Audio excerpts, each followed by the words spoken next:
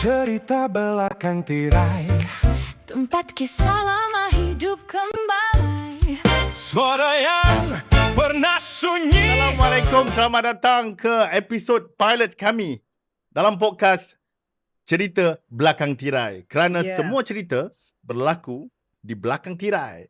Jadi saya J. Iswazir aka Ahmad bersama Malini Din Erwan a.k.a. Kak Leni. Boleh? Okey, Kak Leni. Ya. Jadi ini podcast minggu pertama. Ini minggu pertama, Pilot. minggu pengenalan. Ya, yang mana apa cerita ni? Cerita belakang tirai Okey, ni. Cerita Belakang Tirai ni adalah sebuah podcast yang dianjurkan oleh Studio Mekar lah, Mekar Budaya. Kita nak join the trend. Okey, sekarang ni trend membuat podcast memang sangat-sangat sangat-sangat popular lah di Malaysia.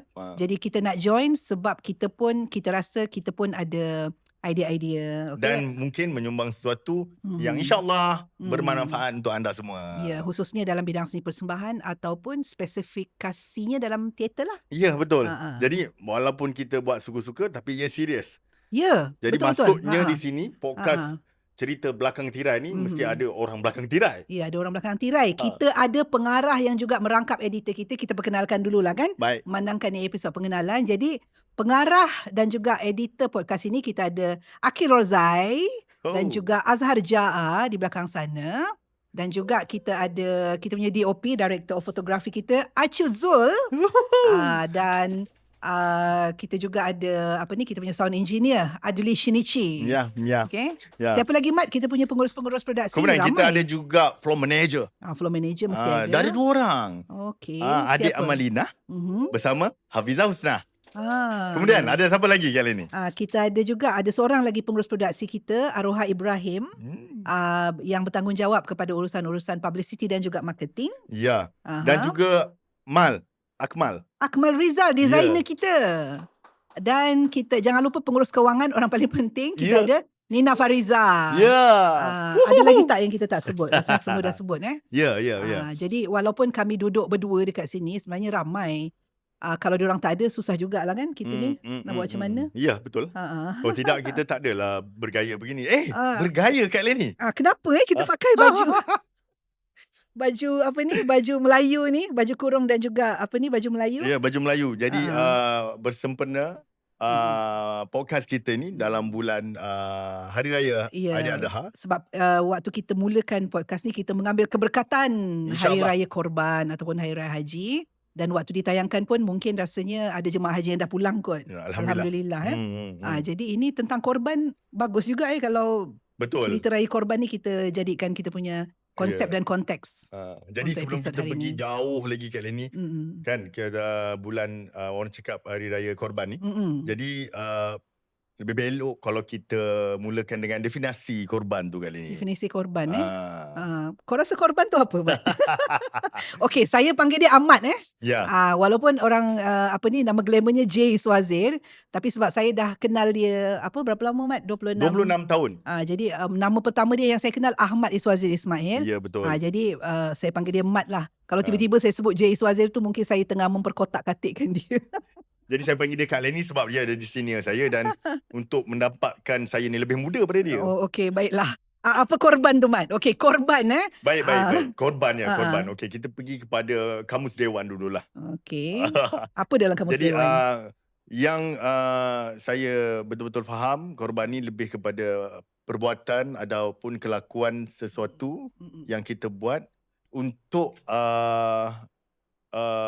merelakan maksudnya ada keikhlasan dan yang paling penting untuk Allah Subhanahu Wa Taala. Ya, bila kita cakap pasal korban, selalunya korban ni kita melepaskan sesuatu yang mungkin kita sayang kan, tetapi sebenarnya untuk mendapatkan sesuatu yang lebih kita perlukan ataupun lebih penting, mungkin bukan untuk kita seorang tapi mungkin untuk orang-orang lain di sekitar kita. Baik. Jadi itulah namanya pengorbanan. Dan jangan lupa juga bila kita cakap dalam konteks yang lebih spiritual, korban tu macam Ahmad cakap tadi lah, akhirnya kita menuju reda Allah. Ya, betul. Gitu. Kan? Tapi itulah yang tertarik ni tadi saya ada cakap pasal keikhlasan. Mhm. Jadi keikhlasan kita Mhm. kaitkan dengan seni, Mhm. apa tu korban dalam Apa seni. ikhlas tu kita nak ukur macam mana Ikhlas. Apa Ikhlas ikhlas ikhlas tu bagi saya lah. Bagi Ha. saya kali ni ikhlas tu kita tak boleh tahu.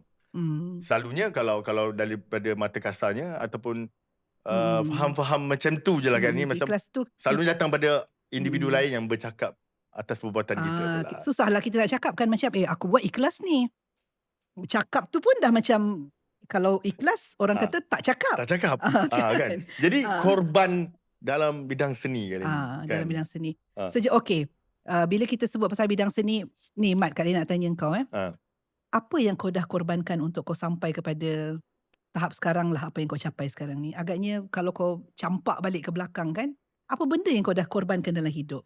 Saya kalau ini cakap pasal korban dalam seni dan dalam bidang dalam hidup, especially itulah bidang seni ni, dia saya tambah perkataan terkorban pun kat ini. Terkorban. Alamak. Jadi terkorban. sebab saya alhamdulillah sampai ke tahap ini saya dah 16 tahun lah dalam bidang seni. Jadi kata-kata korban tu kali ni yang paling saya nampak adalah masa lah. Okey. Yang mana bila kita terjun dalam bidang seni, dia bukan adalah satu jaminan yang mana orang cakap berjaya lah ataupun kita berada di tahap mana. Tetapi alhamdulillah saya dikenali sampai ke hari ini kerana atas yang dipanggil pengorbanan yang saya buat itu masa lah kan ni. Sebab tak ada jaminan, orang cakap kita ni tak ada makan gaji. Kita ni tak tahu sama ada kalau kata orang tu seseorang tu berbakat, belum tentu dia boleh maju. Betul. Kalau orang kata dia tu even kalau orang cakap pakai kabel pun belum tentu. Sebab dia kena ada pengorbanan. Dia kan sebab bila kita kata korban, pengorbanan ni ganjaran lah kita cakap. Okey, Kak Dini teringat dulu waktu Kak Dini belajar dengan arwah seniman negara Pak Hamzah Awang Ahmad, dia selalu cakap macam ni. Dia kata bila kita nak buat kerja ni, dia cakap kita buat je dengan ikhlas. Dia kata kita buat je sebab dia kata ganjaran tu datang kemudian. And dia kata kemudian tu tidak ada timeline. Mungkin kemudian tu tahun depan atau 5 tahun lagi atau 10 tahun lagi atau mungkin lepas kita mati. Betul. Jadi begitu sebenarnya pentingnya konteks pengorbanan. Seorang seniman negara menyebut begitu. Jadi pengorbanan kau selama 16 tahun tu telah menjadikan kau apa sekarang? Pengorbanan saya dalam selama 16 tahun, alhamdulillah apa yang saya kejar, apa yang saya impikan untuk menjadi seorang pelakon tu berjaya lah. Tapi kenapa saya rasa kena letak perkataan korban? Sebab bagi saya itulah salah satu suntikan semangat. Aku kena berkorban. Contohnya lah kerja lebih masa. Kan? Okey, ini menarik. Kerja lebih masa tu, sekarang ni orang tengah sibuk memperjuangkan work-life balance. Ada orang cakap macam, kenapa nak kerja lebih masa? Orang akan cakap pasal bayaran pula. Kau kerja lebih masa tu, bayaran kau setimpal ke? Ataupun kau sebenarnya nanti burn out saja. Jadi, macam mana dengan konsep burn out ni? Bila Ahmad cakap tadi, okey, kita korbankan masa, kerja lebih masa. Itu betul ke? Ataupun itu siapa yang untung, siapa yang rugi? Bila kita cakap pasal lebih masa dan burn out. Sebab tu saya suka tadi kita mulakan dengan definisi. Korban tu sesuatu yang baik.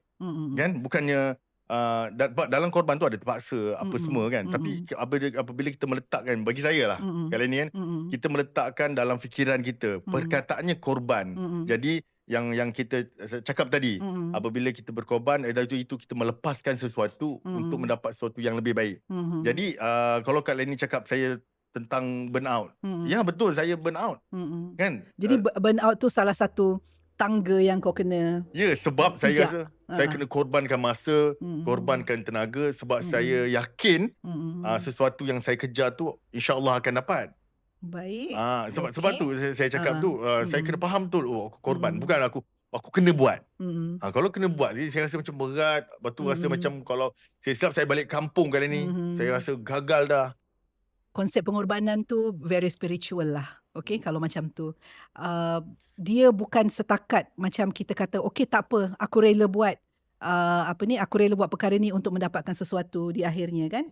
Itu dia macam itu dia macam okeylah, dapatlah, tak dapatlah. Tapi bila kita ada penghayatan tentang konsep korban tu, akhirnya kita tahu pada suatu hari nanti pengorbanan ini akan mendapat ganjarannya, tidak kiralah dalam apa bentuk sekalipun. Dan kalau kita tak dapat daripada orang sekeliling, Allah tu ada kan. Tapi kalian ni burn out. Okey, benar. Fair ke? Apa kata itulah dia. adakah? Maksudnya memang kita kena burn out lah. Itulah dia. Perlu ke burn out? Buat je lah kerja, habis masa kerja baliklah, kenapa nak kena burn out? Yelah. Tapi kalian ni, bagi saya dia macam ni. Kita kena tempuh, kita kena lalu, kita kena langgar. Kan baru kita akan dapat sesuatu yang dipanggil pengalaman. Jadi nak tak nak saya cakap kena lalu burn out, tapi tak ada kata saya setuju. Tapi bila saya dah burn out kali ni, dan akhirnya saya temui ada yang kata tak berbaloi, ada yang kata ada penipuan here and there.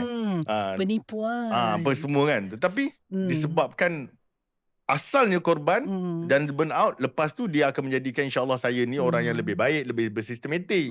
Itulah. Jadi macam kali ni kita kena lalu burn out jugalah. Okey, burn out ni dia macam ni okey. Mungkin burn out ni negatif sikit kot perkataannya. Kita kena tukar kot. Okey, contohnya lah kan, sebab kali ni kita banyak bergiat dalam bidang teater. Okey, kau pun tahulah bila kita berlatih teater ni kadang-kadang 2-3 jam tu tak cukup. Kadang-kadang kita macam kawan Kak Lini cakap dulu lah, dia kata korang ni orang teater kan, siang tu ada tetap nak buat malam. Dia cakap macam tu. Tapi tadi macam Ahmad ada sebut, dia kata kadang-kadang itulah caranya untuk kita menemui sesuatu, menemui diri kita. Okey, di dalam proses. Jadi pada Kak Lini burnout tu negatif, tapi pada Kak Lini itu lebih kepada proses lah.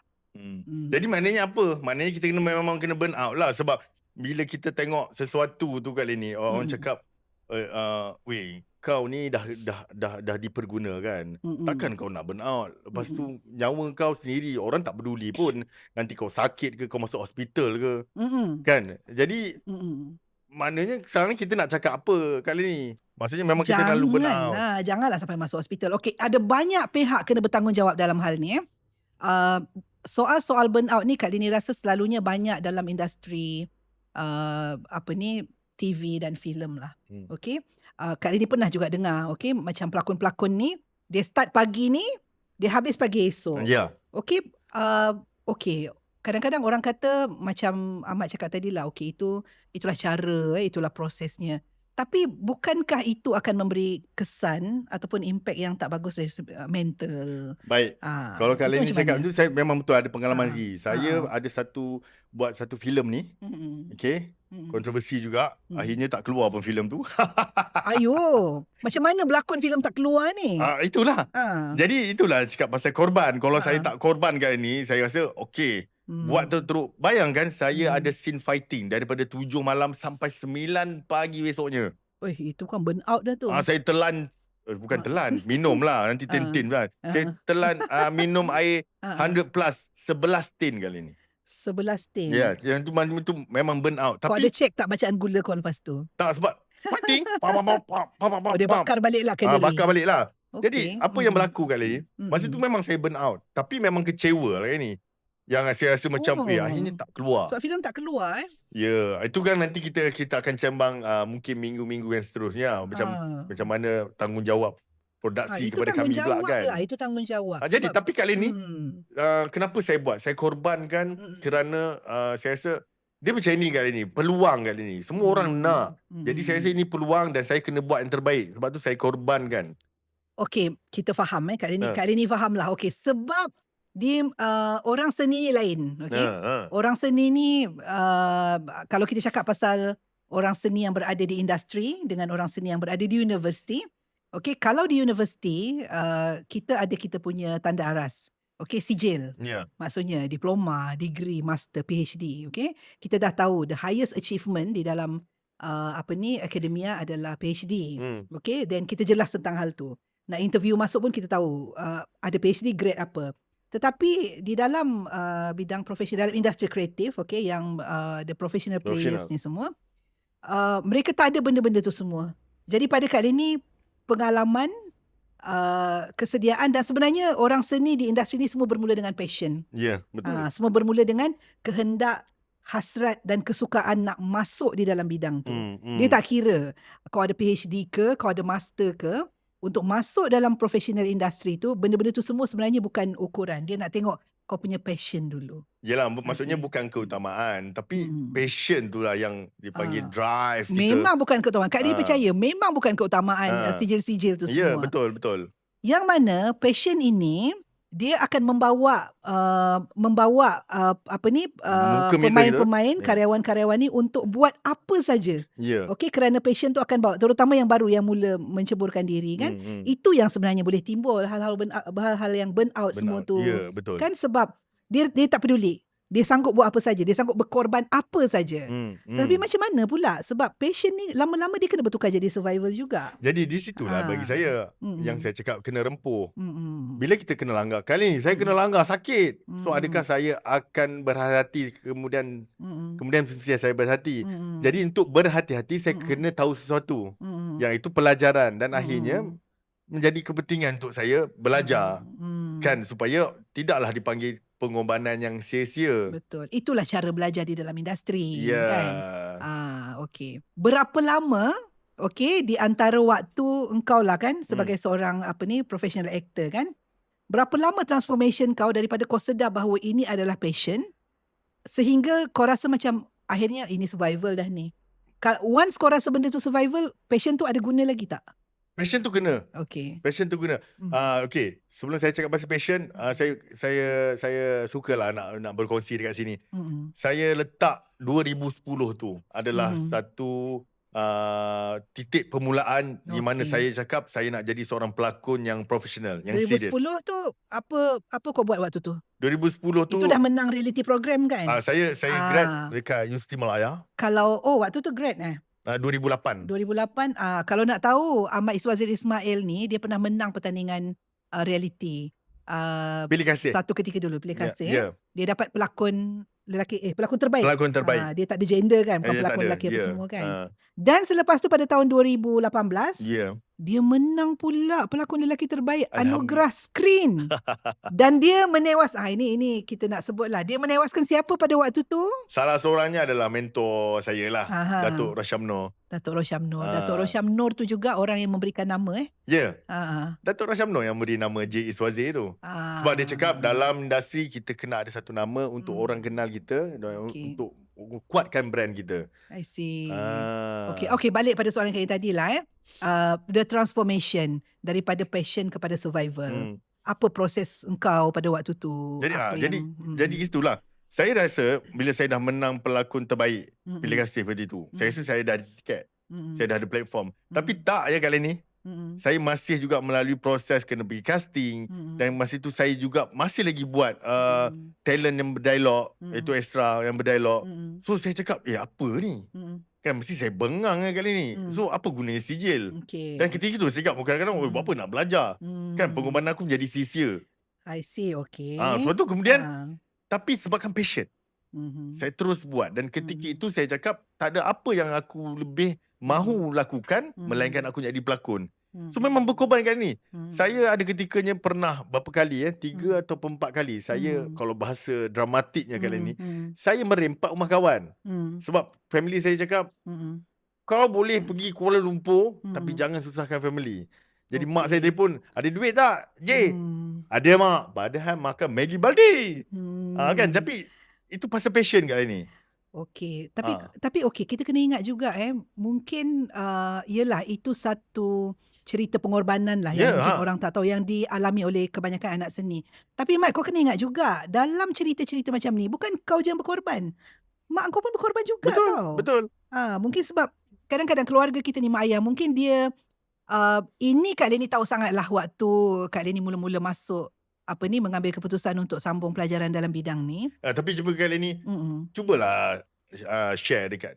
Yeah. Cuba share juga dengan penonton yang mendengar. Kadang-kadang siapa tak kenal Kak Leni tapi kadang-kadang ramai je yang tak kenal. Mari kita kan. Kak Leni seorang yang berkhidmat di Universiti Malaya sebagai pensyarah. cuba ceritakan. Pensyarah kanan. Okey. Okeylah. nanti Kak Ini cerita sebelum jadi pensyarah Kak Ini pernah jadi wartawan, pernah jadi guru sekolah. Tapi kita save sekejap cerita tu. Baik. Kita rehat sekejap. Nanti selepas ni kami sambung. Cerita belakang tirai. Tempat kisah lama hidup kembali. Okey, kita kembali lagi dalam cerita belakang tirai kerana cerita sebenar bermula Di belakang tirai. di belakang tirai. Baik. Okey, jangan lupa sebelum kita teruskan, jangan lupa kepada anda yang mendengar, silalah subscribe dan komen di bawah, okey, dan push the notification bell, okey. Supaya anda tidak terlepas cerita-cerita yang kita orang nak kongsi kepada korang semua.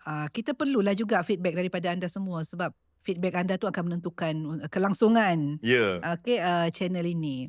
Jadi kali ni saya biasa korang-korang, kali ni anda. Jadi mungkin kali ni boleh kongsi sikit lah. Dia sound macam skema macam formal Bukan formal, dia nampak macam education. Oh, education Jadi boleh tak kongsi lah sikit. Apa soalan apa tadi? Latar belakang kali ni. Latar belakang Ya. Okey, kali ni dulu ambil diploma penulisan Okey. dekat Akademi Seni Kebangsaan, sekarang Aswara. Okey, dulu kita panggil ASK lah. Okey. Lepas tu sambung ke Universiti Melaya macam kau lah, buat teater. And then sambung master, buat teater, buat kesenian, and then akhirnya sambung PhD teater performance. Sekarang saya adalah pensyarah kanan di Universiti Melaya.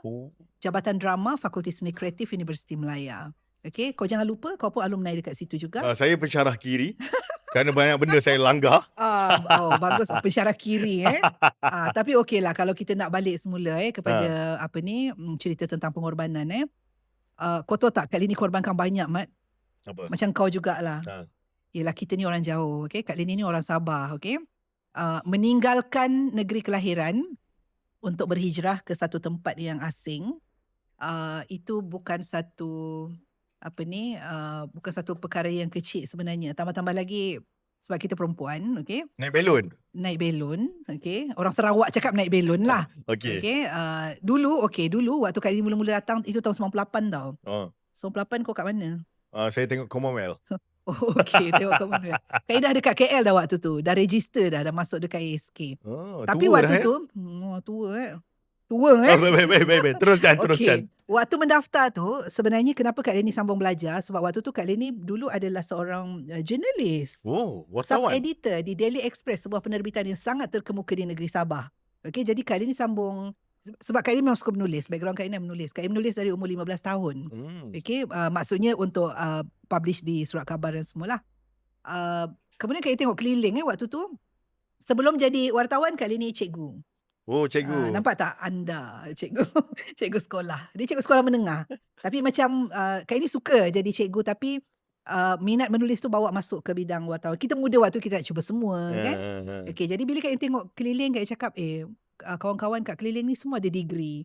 Waktu Kak Ini very junior lah. Kak kata aku kena sambung. Waktu tu lah iklan ASK tu buka. So kita pun pergilah, kita mohon lah. Baik. Jadi bila belajar penulisan, kita pun terjebak dalam dunia teater. Itu panjanglah ceritanya. Terjebak dalam dunia teater sampailah ke hari ini. Jadi yang Kak Lini nak cerita pasal pengorbanan ni, Kak Lini ingat lepas habis belajar dekat ASK tu, dekat Aswara tu, Kak Lini akan balik semula dekat Daily Express tu. Sebab Kak Lini punya chief in editor waktu tu, dia cakap nama dia Mr. James Sarda. Dia cakap, Lini lepas you habis belajar, datang balik ke sini. Kak Lini kata okey, masa depanku ada di situ. Baru sekarang nak mungkin janji ni. Allah punya perancangan tu lain lah untuk kita kan. Kita Kak Lini minat lah, Kak Lini minat benda tu. Tapi rupanya ada perjalanan kita selepas tu membawa kita kepada laluan yang lain. Okay.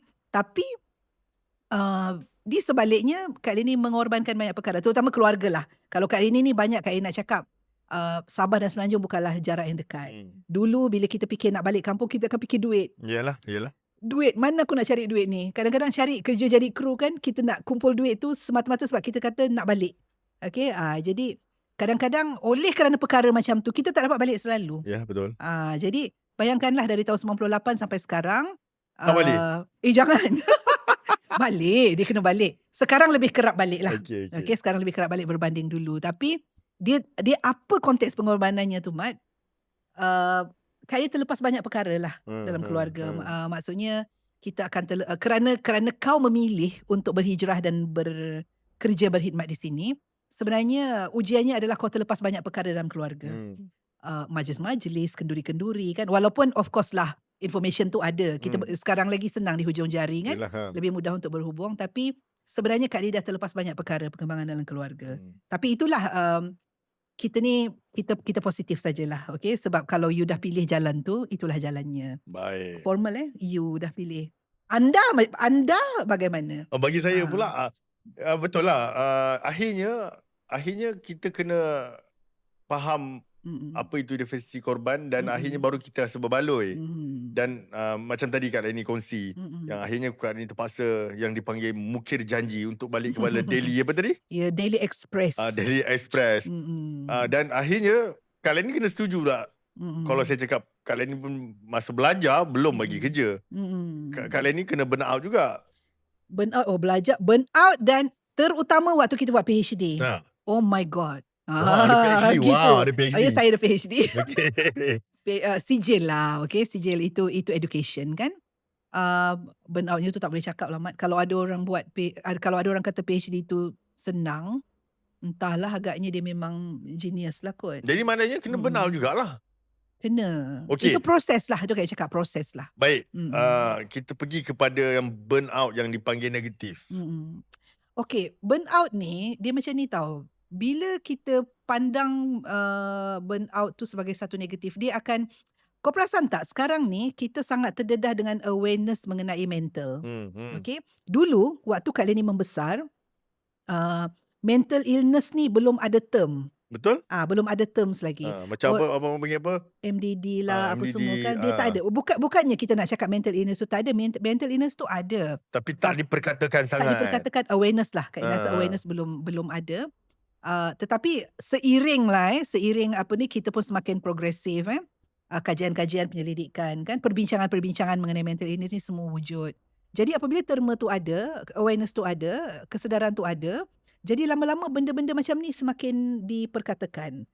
Burnout tu adalah salah satu kepada salah satu condition yang boleh leading kita kepada mental illness. Itu yang negatif. Sekarang semua orang suka cakap aku depressed lah. Aku stres lah, aku anxiety lah. Ya, maknanya dia orang yang buat nampak macam benda ni serabut. Padahal tak ada apa-apa lagi. Lepas tu nak selamatkan diri, gunalah istilah aku ada anxiety. Alah, tapi tak boleh lah cakap macam tu. Kalau kau cakap macam tu, nanti orang marah tau. Sebab sekarang ni... Kenapa pula orang marah? Sebab sekarang itu kayak cakap, kesedaran tu dah ada. Okey, saya kesedaran faham. tu dah timbul. Saya faham. Jadi itulah, kita pun tajuknya di belakang tirai. Yang mana bila kita cuba bawa dia ke depan tirai. Betul. Bukan, saya pun tak adalah. Saya pun tak nak nanti dia kecam, meninggal kan. Cuma... Awas Jay Iswazir Tak, cuma kali ni maksudnya, kita ni baru pilot episode Jay Iswazir, kau dah cakap macam-macam. Kau jangan menafikan. Bukan, maksudnya kan kita kadang-kadang bagi saya tak salah pun kalau kita salah. Tapi di sini macam kita nak berkongsi yang mana rupanya aku salah fikir, aku salah faham. Dia sebenarnya macam ni, betul lah tu. Ini pun salah satu benda yang diperkatakan dalam pada kita cakap pasal korban, kita selitkan sikit pasal benda ni. Dia satu, anxiety tu benar, okay? Depression tu benar, mental illness tu benar. Tapi satu saja, jangan self-diagnose. Jangan diagnose diri sendiri. Masalahnya sekarang orang pendidikan ni self-diagnose pula. Itulah. Dia macam jangan diagnosis diri sendirilah. Maksudnya jangan, sebab sekarang tanpa pergi ke pakar. Sebab itu refer kepada apa yang Jay Iswazir cakap tadi. Kerana kita online kan sekarang ni, langit terbuka, langit tak ada sempadan, okey, kita klik saja kita jumpa semua information. Kita dah mula kenal apakah ciri-ciri anxiety apa semua. Benda ni semua mesti melalui pakar. Dia tak boleh dijadikan alasan macam aku anxiety attack, aku ada panic attack semua ni. Sebab kalau kita diagnose diri sendiri tanpa pergi ke pakar, nanti orang yang betul-betul mengalami condition tu tidak lagi diberikan perhatian yang sewajarnya. Kerana nanti benda ni sudah menjadi macam anxiety. Sebab orang yang rasa macam ringan dia. Betul. Orang yang rasa diri dia anxiety ataupun depression tapi sebenarnya tak, dia rasa, orang akan tengok dia macam ringan, macam tu je anxiety depression. Jadi lama-lama dia tidak lagi dipandang sebagai satu condition. Jadi akhirnya yang betul-betul mengalami illness ini akan dipandang ringan lah. Ya, sebab tu macam bukan saya cuba membakar line apa semua kan. So bila kita faham maksud dan kita pergi merujuk, kita boleh je tanyakan kawan, tapi kita merujuk kepada mereka yang ahli ataupun yang pakar. Betul. So barulah kita akan sedar. Ya, dalam bidang seni lah kita cakap pasal benda ni. Memang kita kena berkorban kat ini. Sebab bila kita berkorban, kita balik kan. Kita balik pada pengorbanan tu. Bila kita berkorban dan kita bukan kata berbaloi sebab kita tahu pun. Tetapi apa yang kita buat, kita puas hati. Kan, jadi tak apa. Mungkin okeylah akhirnya bila kita kaitkan balik bila kita kata burn out tu negatif or positif. Kadang-kadang burn out tu sebab kita penat. Okay, penat tu perkara biasa. Hari-hari kita penat. Kita buat kerja apa pun kita akan penat. Tapi burn out tu another level. Burn out ni macam kita tak ada jalan keluar. Okay, ini yang bahaya. Betul lah. Pada kali ni kalau penat sebab kita bekerja lebih sikit, itu pengorbanan lah. Betul lah. Itu pengorbanan. Mesti ada harganya. Okay, pengalaman kita datang bersama harga-harga begini. Penat, letih, jerih, payah semua tu, itu perkara biasa. Tapi burn out tu another level. Burn out ni adalah sehingga kita tidak jumpa jalan keluar. Kita terlalu sakit untuk meneruskan kerja tu. Dia bukan setakat letih. Bukan setakat letih ya adik-adik. Kalau kita baru penat, kita habis nafas sikit untuk hari tu, kita penat je lah kot. Okay? Tidur, rehat, bangkit balik semula esok. Dan kita akan menjadi lebih baik. Tapi burnout tu adalah satu perkara yang perlu diuruskan dengan sebaik-baiknya lah oleh pihak yang bertanggungjawab lah. Jadi dia macam kita pun tak boleh ambil remeh juga. Dia kena ada pihak yang bertanggungjawab dalam sesebuah tempat kerja tu untuk mengenal pasti betul-betul. Kalau betul orang ni burnout, then kena do something lah. Kena betul buat lah. sesuatu. Dan akhirnya bila kita tahu dan kita akan rasa apa yang kita buat tak sia-sia. Jadi pengorbanan tu perlu. Kan? Kita ni episod burnout ke episod korban ni? Korban. Sama lah kan. Kalau kita kaitkan semula, itu sebab mengorbankan diri sendiri sehingga burn out. Janganlah sampai macam tu kot. Kena ada limit jugalah. Sebab korban ni sebenarnya, pada pendapat kali ni lah kan, akhirnya korban ni dia spiritual. Keindahan dia tu adalah pada spiritual. Bukanlah fizikal. Masuk di sini kali ni. Masuk di sini kan. Korban tu adalah spiritual. Yang mana situ kita nak bagi tahu dekat sini, nak kongsi kan. Bukannya kata nak mengajar. Akhirnya kita salah tafsir tentang perkataan korban. Betul. Apa pun kita kena korban kan. Iyalah, korban orang keliling. Macam Kak cakap tadi lah. Orang keliling kita pun berkorban juga sebenarnya. Bukan kita saja. Saya kena berkorban tak dapat nak dating. Oh, kenapa? Pergi je lah. Sebab kerja. Oh, yelah. Jadi bila disalah ertikan benda tu yang jadi.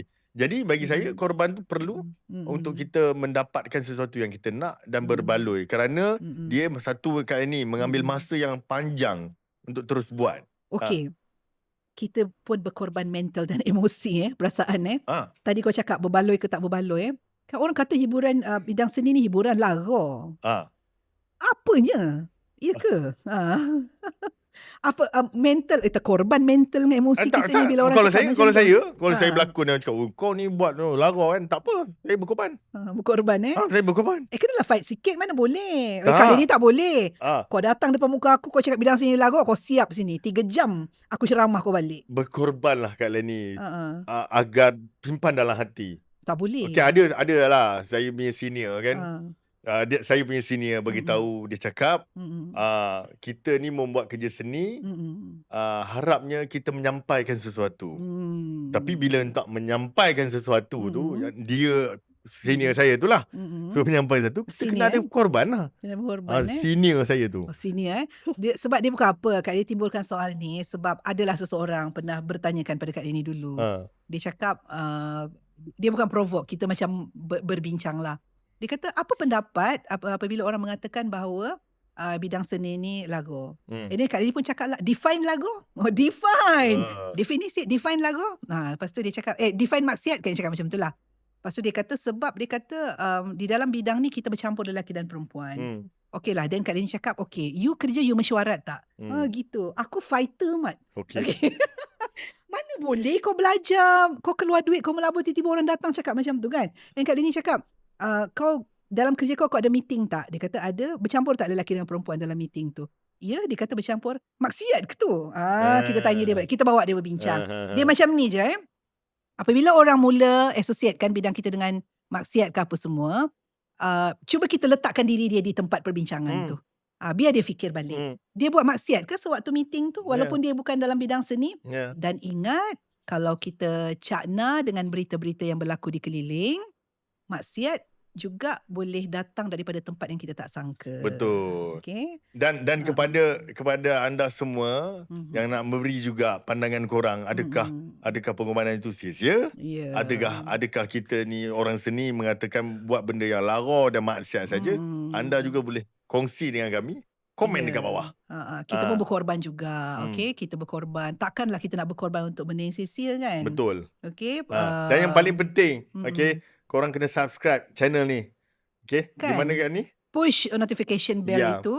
Dan jangan lupa macam yang kita sebut dari awal tadi, kalau anda ada apa-apa nak share, boleh komen di bawah. Kalau tidak mahu dikenali, email kami.